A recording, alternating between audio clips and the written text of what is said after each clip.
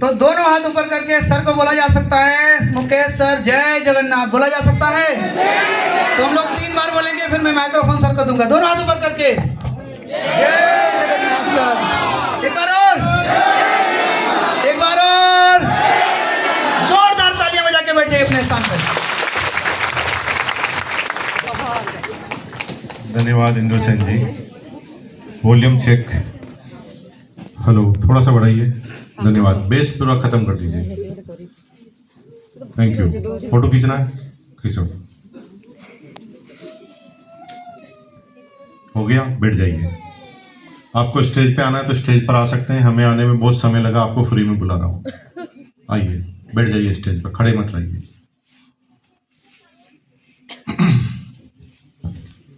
Indra sir जी ने बहुत ज़्यादा प्रमोशन कर दिया मेरा। अब मुझे पता नहीं कि मैं इस लायक हूँ कि नहीं, लेकिन निश्चित रूप से इंद्र सेन जी जिस तरह से लीडर हैं, जिस तरह से हिंदुस्तान में इनका काम चल रहा है, मुझे लग रहा है कि नेक्स्ट कोर लीडर में इन्हीं का नाम सबसे पहले आने वाला है।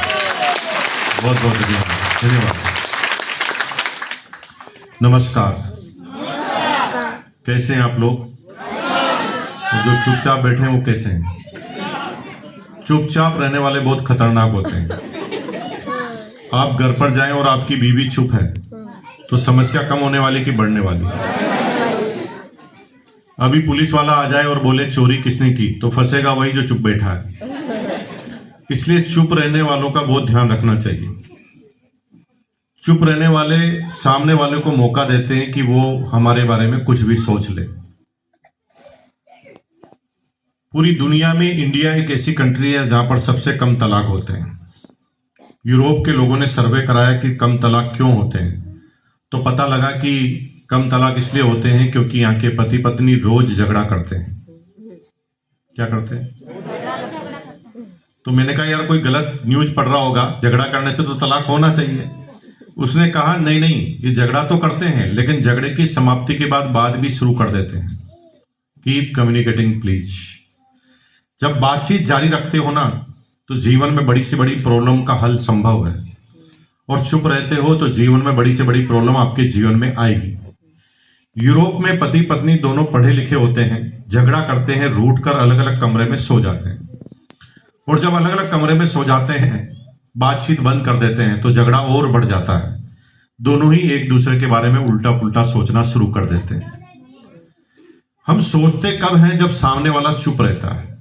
मैंने अभी आपसे पूछा आप कैसे हैं, आप चुप बैठे हैं, तो मैंने सोचना शुरू कर दिया है। अब मैं आपके बारे में उल्टा पुल्टा सोच रहा हूं। जानना चाहते हैं क्या सोच रहा हूं? बताओ। अरे जानना चाहते हैं क्या? बताओ। मैं ये सोच रहा हूं ये चुप इसलिए बैठा है, शायद ये अपनी बीवी से पिट के आया होगा। मैं कुछ भी सोच सकता हूं, मुझे थोड़ी रोक सकते हो। आप चुप रहोगे, मैं सोचूंगा। अगर आप चाहते हैं कि मैं कुछ ना सोचूं उल्टा पुल्टा, तो मेरी बात का जवाब दो। कैसे हैं आप लोग? हाथ ऐसा करके बोलिए कैसे हैं। ऐसा हाथ करके बोलिए ठीक है, टाटा, बाय बाय, यहां से जाइए। नहीं ठीक है, बातचीत चालू करें। पीछे आवाज आ रही है मेरी? क्लियर आ रही है आवाज? अच्छा, पीछे जिंदा है आप सब लोग?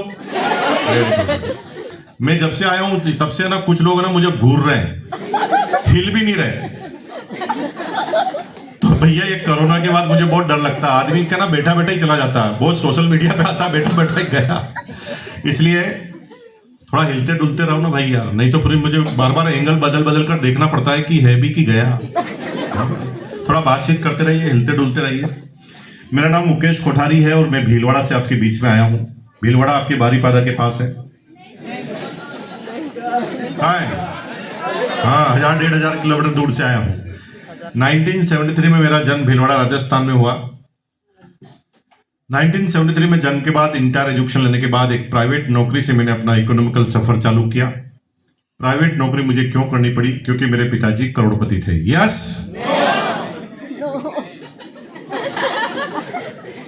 कितने एक्साइटेड हैं आप? सुनो तो सही मैं क्या बोल रहा हूं।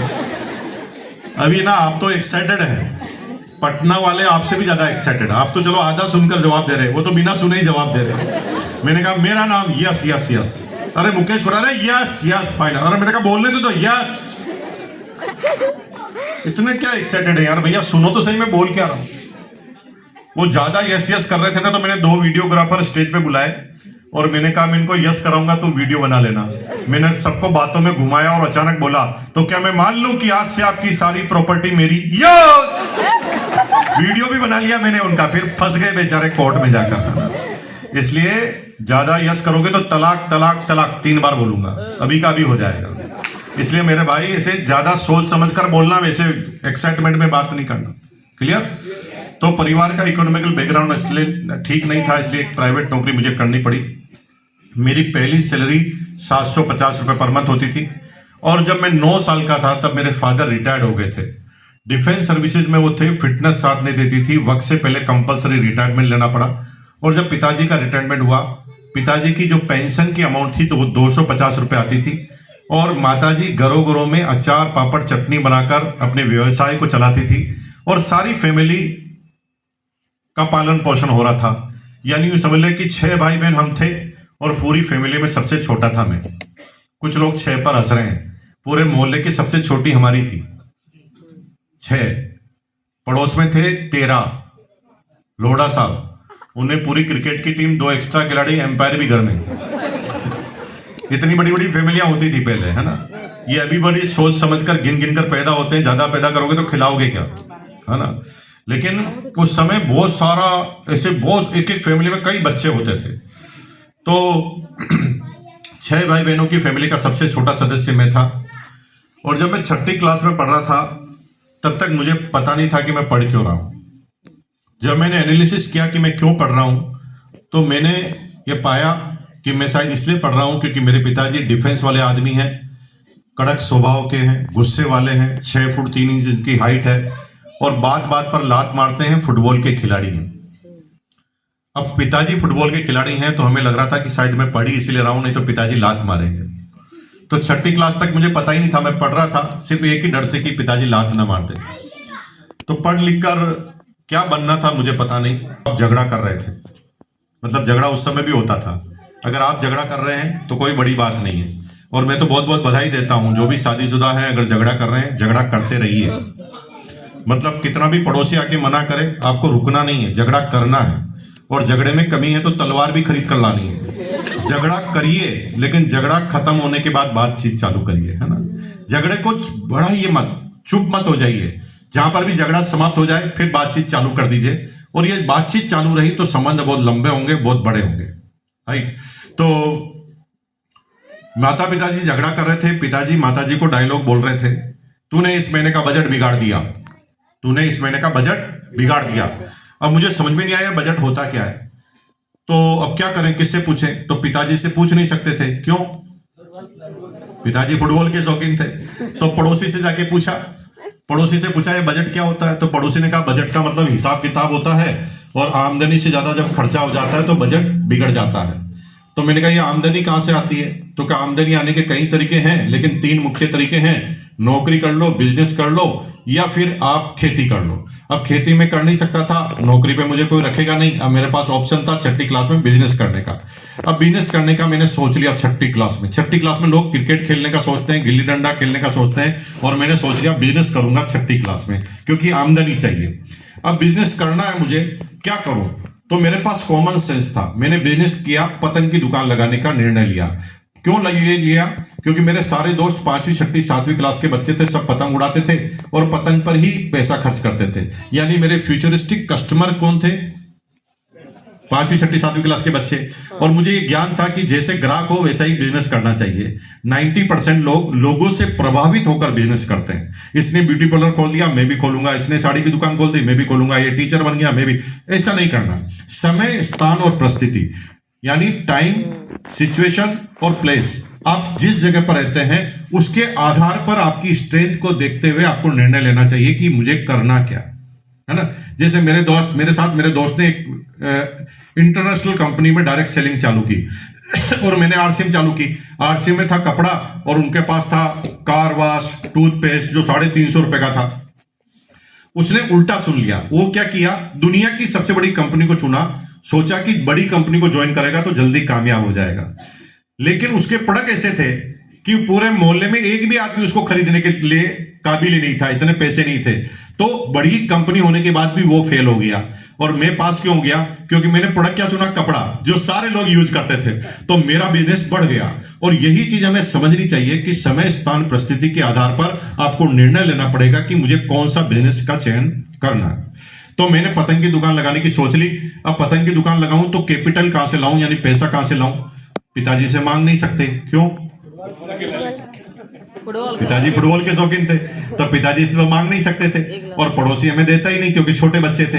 तो हमने सोचा जब कोई देगा नहीं तो ये हमारा काम हमें ही करना पड़ेगा। मुझे 7 दिन में एक बार 5 पैसे मिलते थे टॉफी खाने के लिए। मैंने 1 साल तक एक भी टॉफी नहीं खाई और 1 रुपी 60 पैसा इकट्ठा कर दिया। 1 रुपया 60 पैसा मैंने 1 साल में इकट्ठा कर दिया। 1 रुपया 60 पैसा भाई से उधार लिया, 3 रुपए 20 पैसे से पतंग की दुकान लगाई और 3 महीने में पैसे को डबल कर दिया। 6ठी क्लास में 3 महीने में पैसे को डबल कर दिया।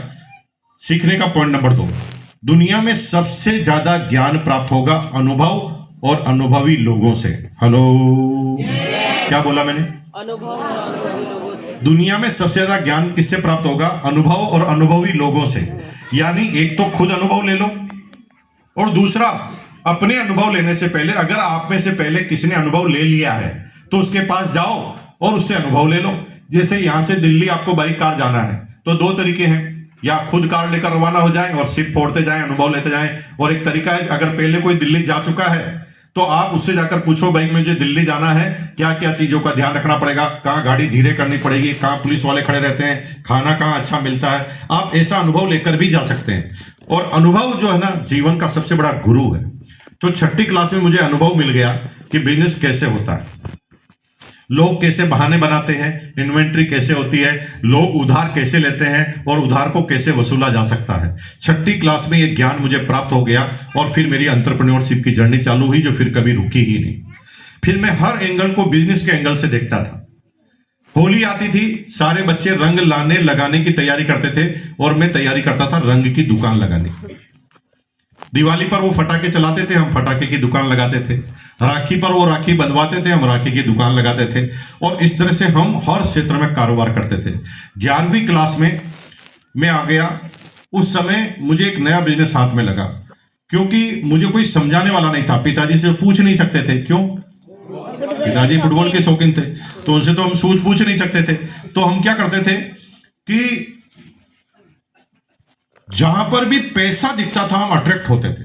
बच्चे थे, कोई गाइड करने वाला नहीं था कि क्या 1 नंबर का काम है, क्या 2 नंबर का काम है। पैसा दिखता था, हम सीधा उसकी तरफ दौड़ पड़ते थे, क्योंकि हमें लगता था कि पैसा ही कमाना है, तो कैसे भी कमाऊं, क्या फर्क पड़ता है। तो 11वीं क्लास में मेरी माँ ने मुझे एलपीजी सिलेंडर को रिफिल कराने के लिए भेजा। उस समय हिंदुस्तान में एलपीजी सिलेंडर की बहुत कमी थी। एक फैमिली को 2 सिलेंडर मिलते थे, एक फैमिली को 2 सिलेंडर मिलते थे पूरे महीने में।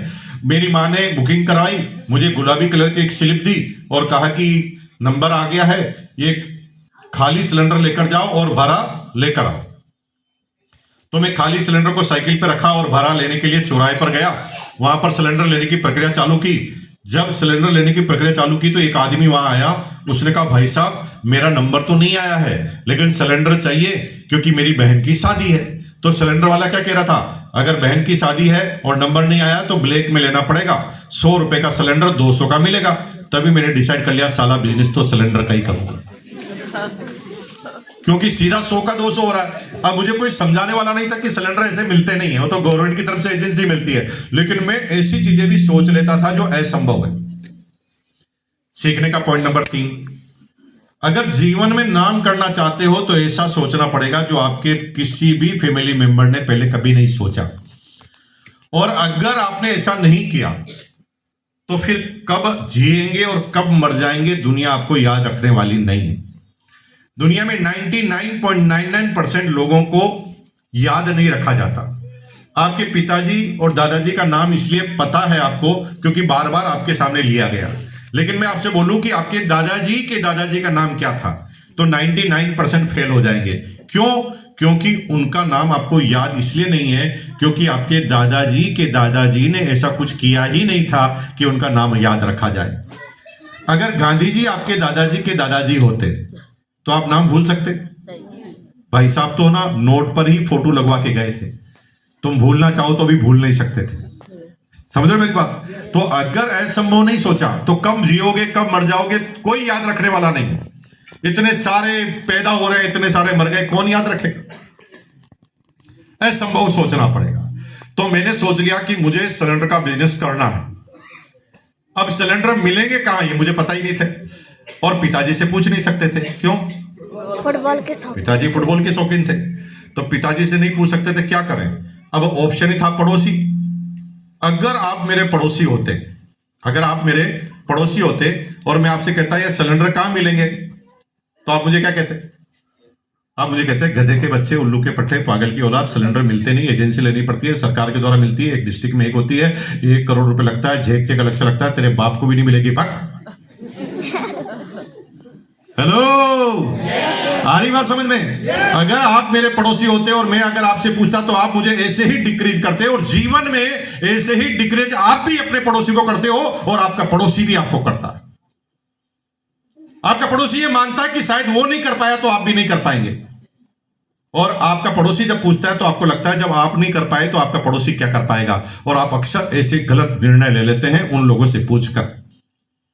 अरे आपके पड़ोसी में इतना सा भी दिमाग होता, कितना सा करके बताओ ना।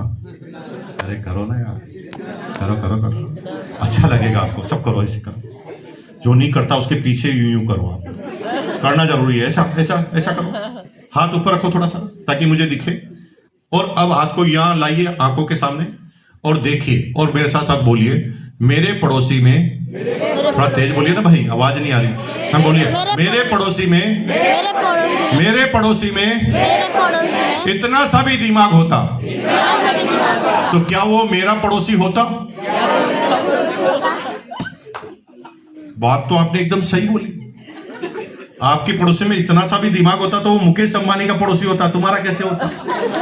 तुम्हारा साला है ही इसलिए कि दिमाग नहीं है, और जिसमें कामयाबी नहीं है वो तुम्हें कामयाबी का राज कैसे बता सकता है? मैंने पड़ोसी से पूछा ही नहीं, मैंने पड़ोसी से नहीं पूछा, मैंने दिमाग से पूछा ये सिलेंडर कहां मिलेंगे।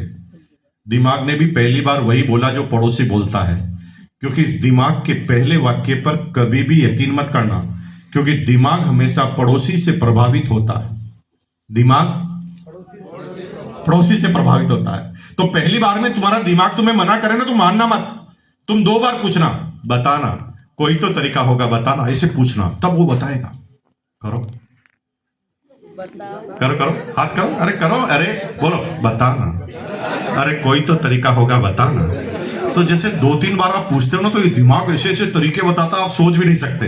तो मेरे दिमाग ने मुझे क्या तरीका बताया कि तू सिलेंडर का बिजनेस कर सकता है, क्योंकि हिंदुस्तान में फैमिली की परिभाषा ही गलत है। परिभाषा क्या है?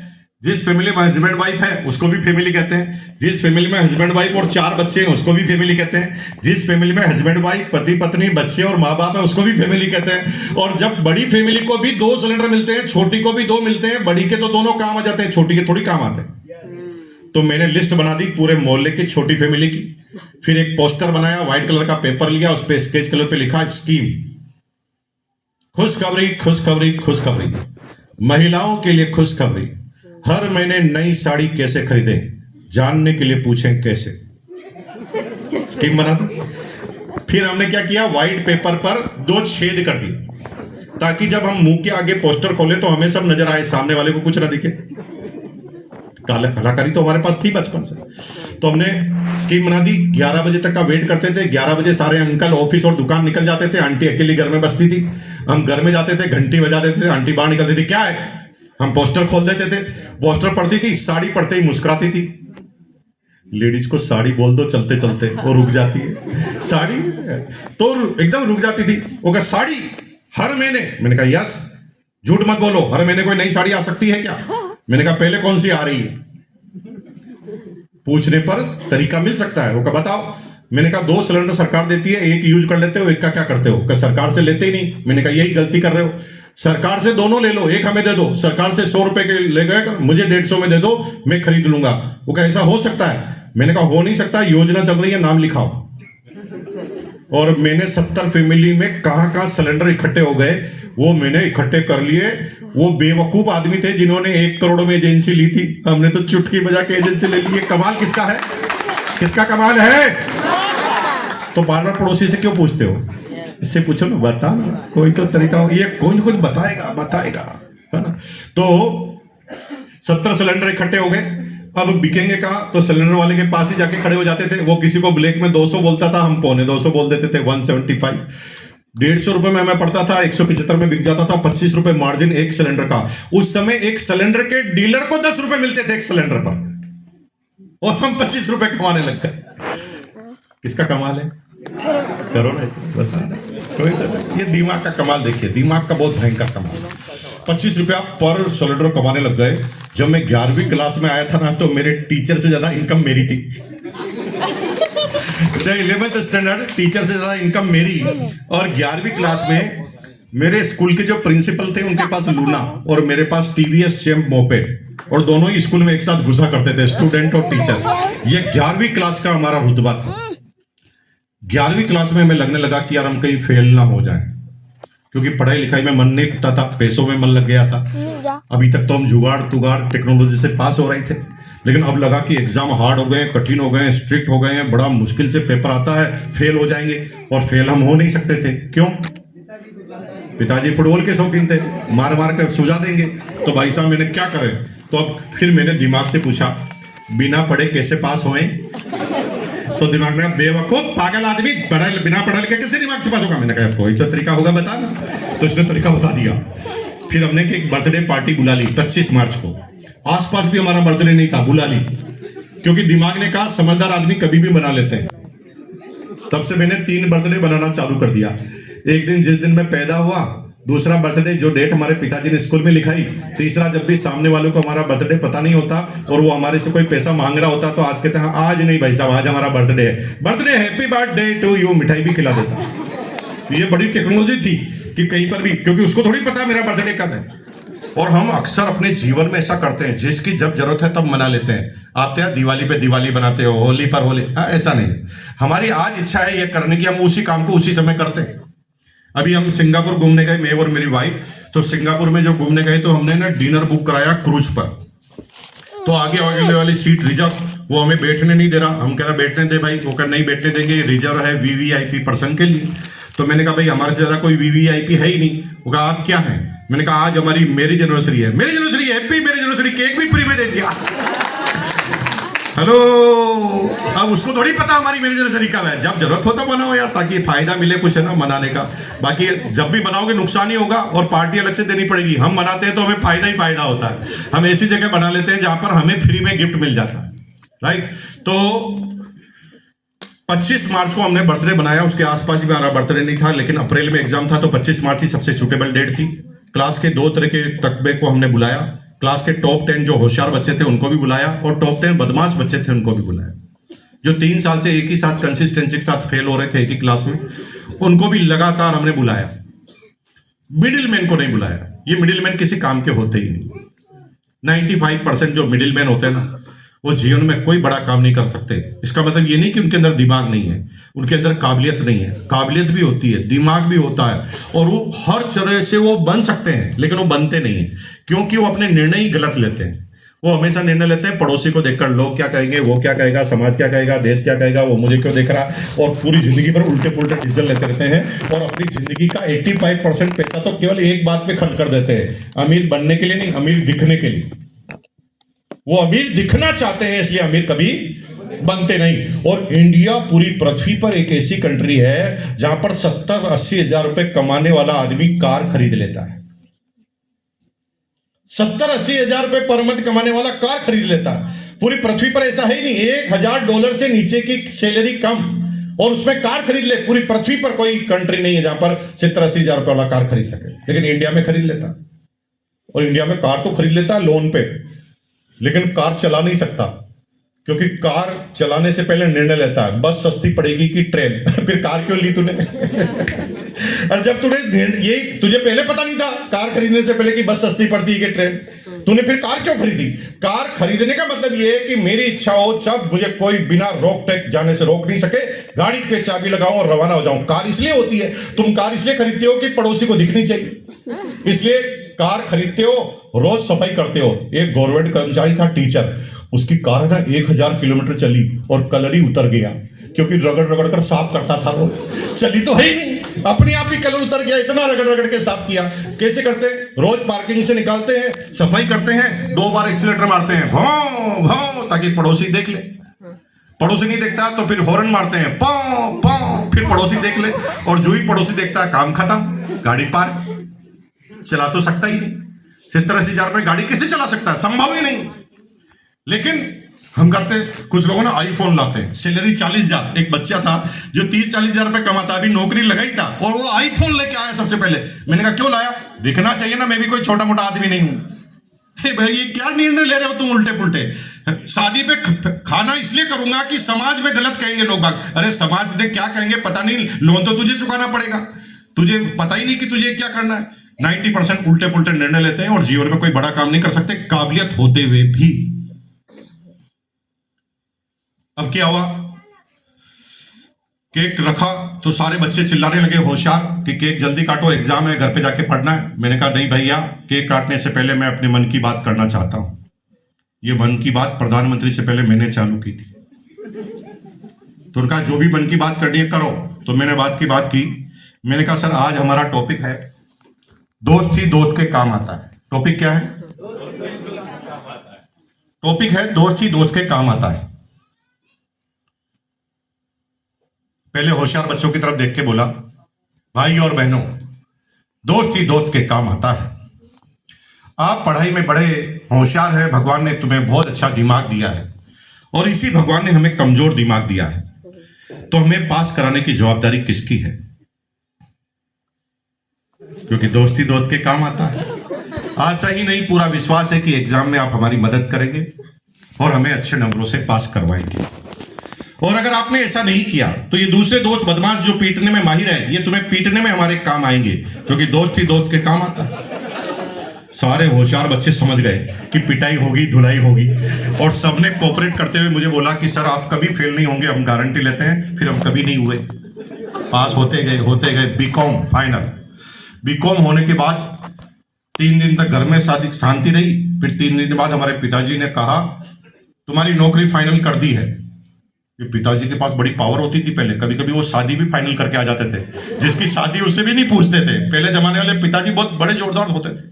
तो हमारी नौकरी वो फाइनल करके आ गए, इंटरव्यू भी वही देके आ गए, और सैलरी भी फाइनल करके आ गए। 750 रुपए 12 घंटे के, मतलब 1 महीने के 750 रुपए।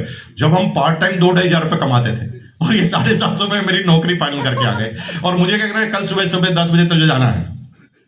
मैंने कहा यार आज पिताजी के सामने बोलना पड़ेगा। अब तक हम जो है ना डर के रहे, लेकिन आज नहीं बोले तो फिर पिछड़ जाएंगे। तो हमने बोलने के लिए तैयारी की। पहले अपने 5 कदम दूर किए। क्यों? किक नहीं जानी थी ना वहां पर तक। तो हमने अपने आप को सुरक्षित किया, 5 कदम दूर किए, और फिर पिताजी को बोला, पिताजी मुझे नौकरी की जरूरत नहीं है, नौकरी वाला जितना कमाता है उससे मैं 3 गुना पहले ही कमाता हूं। तो पिताजी को गुस्सा आ गया, आग बुबला हो गई। उन्होंने कहा चुप, फालतू की बातें करता है तू, क्या करता है मुझे पता नहीं, तेरा बाप हूं मैं, नाक कटा रहा है मेरी, बड़ा हो गया है, कब तेरे अंदर सीरियसनेस आएगी, कब तेरे अंदर गट्स आएंगे? अरे कल तेरी शादी करनी पड़ेगी, रिश्ते वाले आएंगे, लड़की का बाप मेरे से सीधा पूछेगा तुम्हारा बेटा क्या करता है, तो मैं क्या बोलूंगा, गैस का सिलेंडर ब्लैक करता है। पिताजी की समस्या ही कुछ और थी। पिताजी ने जबरदस्ती नौकरी पे लगा दिया। अब मैं नौकरी करने लगा। अब मुझे पता था कि अब नौकरी तो मैं छोड़ नहीं सकता। क्यों? पिताजी फुटबॉल के शौकीन थे। अब जब हमें पता है कि हम जो कुछ कर ही नहीं सकते तो उसके बारे में सोचना गलत है कि नहीं है? भाई सोचना उसी के बारे में चाहिए जिसमें हम कुछ कर सकते हैं। जिसमें हम कुछ ही नहीं कर सकते उसको कैसे सोचे? काश मेरा बाप भी करोड़पति होता, फिर ले पुनर्जन्म। जो हो ही नहीं सकता। अब तेरा बाप तो है जो हो गया, तुम्हारी जो बीवी है वो है, तुम्हारा पति जो है वो है। जब तुम उसमें बदलाव कर ही नहीं सकते तो उसके बारे में सोचना क्या?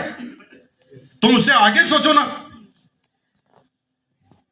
तो मैं क्या करता था, अब मुझे लगा कि नौकरी करनी पड़ेगी, अब यहीं पर अपनी परफॉर्मेंस बतानी पड़ेगी। तो मैं नौकरी करने लगा। जल्दी काम से फ्री होता था, और काम से फ्री होते ही मैं बॉस के केबिन में जाता था, और बॉस मुझे एक्स्ट्रा काम बताता था जिसका पैसा भी नहीं मिलता था, और जिसके लिए मुझे ऐसे काम भी करने पड़ते थे जो मुझे जिस काम के लिए रखा नहीं गया। लोग मुझे पागल कहते थे, ये उल्लू। अरे जल्दी फ्री हो गया तो चाय की केबिन पे आ, मस्ती से गप्पे मारेंगे, बॉस के पास क्यों जा रहा है? तुझे एक्स्ट्रा काम करना पड़ेगा, पैसे भी नहीं मिलेंगे। मेरे पास कॉमन सेंस था। मैं उस समय भी लोगों से कहता था जो बनना है वहां जाना होगा। क्या बोलता था? थोड़ा पीछे वाले बोलेंगे, आवाज नहीं आ रही। जो बनना है वहां जाना होगा। खाना बनाना सीखना है तो किचन में जाना होगा। खिलाड़ी बनना है तो मैदान में जाना होगा। डायमंड बनना है तो आरसीएम की सेमिनार में आना पड़ेगा। और बॉस बनना सीखना है तो बॉस की केबिन में जाना होगा। कोई तरीका ही नहीं। और 90% गलती क्या करते हैं? बॉस बनना चाहते हैं लेकिन बॉस की केबिन में नहीं जाते। अरे तो फिर बॉस बनना सिखाएगा कौन? जाना तो वही पड़ेगा ना। तो मैं क्या करता था? बॉस के केबिन में जाता था। बॉस ने मुझे एक्स्ट्रा काम बताता था, मैं एक्स्ट्रा सीख जाता था। इसकी वजह से मेरे प्रमोशन ज्यादा लगते थे, इंक्रीमेंट मेरे ज्यादा लगते थे। और भाई साहब इतना प्रमोशन मेरा हुआ कि 6 प्रमोशन लेकर 6 साल में मैं पूरी कंपनी का डिप्टी मार्केटिंग मैनेजर बन गया। मात्र 26.5 साल की एज में 1997 में मेरी सैलरी हो गई 13,000 बेसिक। 97 में 13,000। जब एक टीचर की बेसिक सैलरी 3,000 से नीचे होती थी, एक कलेक्टर की बेसिक सैलरी 12,000 के लगभग होती थी, तब मैं 13,000 रुपए पर मंथ कमाने लग गया 26.5 साल की एज में। लेकिन कहते हैं ना कि पैसों से आप आगे बढ़ जाओ, लेकिन अगर आप मेच्योरिटी से आगे नहीं बढ़े, संस्कारों से आगे नहीं बढ़े, तो ये पैसा बीमारियां का कारण बन जाएगा। और मेरे अंदर बीमारी आ गई ईगो की। मुझे लगा कि दुनिया का सबसे समझदार आदमी मैं ही हूं। और मैंने अपने पिताजी की बात को भी मानना बंद कर दिया। मैंने कहा पिताजी आप मुझे क्या समझाएंगे, आपकी सैलरी तो कम है। मुझे लगता था कि जिसकी सैलरी ज्यादा है वही ज्यादा दिमागदार आदमी है। और इस गलतफहमी के साथ मैं बड़ा हो रहा था। 26.5 साल मेरे हो गए थे। कंपनी की तरफ से इधर उधर जाने के लिए गाड़ी मिली हुई, कंपनी की तरफ से मकान मिला हुआ, बिजली का बिल भी कंपनी देती थी, स्कूल की फीस भी कंपनी देती थी बच्चों की। जीवन एकदम सेटल डाउन। इधर उधर घूमने के लिए साल में एक बार टूर अलाउंस भी मिलता था। जीवन एकदम फर्स्ट क्लास चल रहा था। The now seminar is start. अब हम आरसीएम के सेमिनार शुरू करने जा रहे हैं। कुछ लोग मुस्कुरा रहे हैं, अभी तक क्या कर रहा था? अभी तक टाइम पास कर रहे थे। क्योंकि 10 मिनट में सेमिनार खत्म कर देंगे तो आप ही बोलेंगे पैसा ही वसूल नहीं हुआ। तो आपका टाइम पास कर रहे थे। 10 मिनट से ज्यादा की कोई बात ही नहीं। आरसी में क्या बता दोगे आप? 10 मिनट से ज्यादा है ही नहीं। कोई 11वें मिनट भी बोलता है तो पागल है। 10 मिनट में आरसी में समझाया जा सकता है। अब मैं कैसे सिस्टम में आया? देखिए, आप में से कोई आदमी मुझे इन्वाइट करता मीटिंग में, मैं कभी जाता ही नहीं, क्योंकि अपने अंदर ईगो था कि इसकी सैलरी कम है तो मुझे कैसे बता सकता है। लेकिन मेरे बॉस को, मेरे भगवान को पता था, भगवान इसकी इच्छा के बगैर धरती से पत्ता भी नहीं हिल सकता। पत्ता भी। मानते हैं इस बात को? मानते हैं? कितने लोग मानते हैं भगवान को, अल्लाह को? मानते हैं। इसकी इच्छा के बगैर भगवान पत्ता भी नहीं हिलता। तो हम 65 किलो के हैं, हम अपनी इच्छा से आज यहां आए। इस गलत फहमी में मत रहना। आज कोई भी आदमी अपनी इच्छा से यहां नहीं आया, कोई भी। The God planning. कई लोग ऐसे होंगे ना जो आज आपको कहा होगा कि सर आज मीटिंग में 100% आएंगे, कहा होगा ना, लेकिन आए नहीं ना। कुछ लोग अभी भी बाहर टिकट लेकर इंतजार कर रहे हैं, मेरे कर्ण अर्जुन आएंगे। ये भगवान की जिसकी प्लानिंग है वही आएगा भाई साहब। भगवान के पास कितनी ताकतें तुम्हें पता ही नहीं। भगवान के पास क्या क्या ताकतें पता है? बाढ़, आंधी, तूफान, भूकंप, और आदमी को मारना भी उसके हाथ में। जो नहीं आया ना उससे कल पूछना, वो क्या कहेगा? सर आने के लिए बाहर निकल गया था, तभी पड़ोसी टपक गया। क्योंकि भगवान ने कहा तेरे को जाने नहीं दूंगा, और आप नहीं जा पाए। अलग अलग एंगल से आए होंगे ना। एक फरिश्ता तुम्हारे पास आया होगा, कुछ फरिश्ते तो ऐसे भी आएंगे जो तुम्हें झूठ बोलकर लाए होंगे, 15 मिनट में फ्री हो जाएंगे। किसी ने कहा होगा शाम को आते वक्त खाना खिलाएंगे होटल में, किसी ने कहा कि सती माता के दर्शन करवा के लाएंगे। अलग अलग एंगल से आपको यहां पर बुलाया गया। और कुछ लोगों की तो शक्ल ही बता रही है कि इनको किडनैप करके लाया गया, ये आना नहीं चाहते थे, इनको घेर घुरा कर यहां पर लाकर बिठा दिया गया। लेकिन आज भांडा फूटा क्या? नहीं फूटा, क्योंकि भगवान का रोल था। भगवान चाहता था तो आपका स्कीम को डिस्क्लोज कर सकता था, लेकिन भगवान ने नहीं किया ना आज। इसका मतलब भगवान का इसके अंदर हाथ था। अब मेरे साथ क्या था? मैं कंपनी में जॉब करता था, सब कुछ ठीक था, लेकिन भगवान को पता था कि आम आदमी तो इसको बुलाएगा तो ये जाएगा ही।